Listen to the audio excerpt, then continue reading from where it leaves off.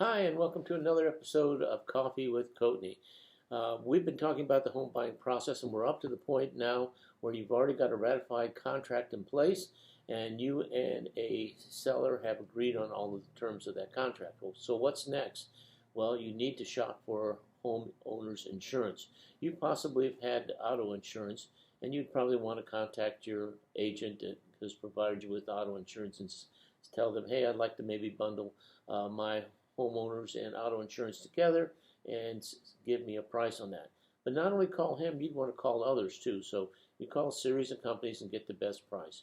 One thing to keep in mind when you're shopping is you may want to go to a company like Waters Insurance or Miller's Insurance or Bailey's Insurance, because these people are brokers and they will put your contract out there, your house insurance needs out there, and get a bid by multiple people, and they'll be able to perhaps find you the best possible insurance policy at the lowest cost. So just like buying anything, like when you buy a car or shop around for things, you want to get the best price and the most for your money. So if you have any questions about that, give me a call and I'll provide you with some of these numbers and some other things that you may want to consider when shopping for a homeowner's policy.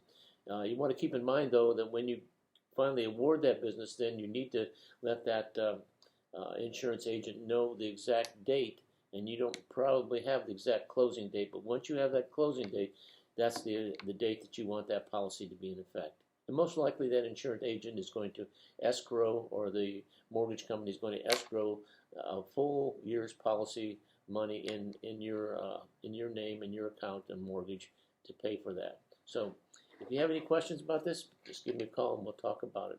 Hope you're having a great day, and we'll talk to you soon.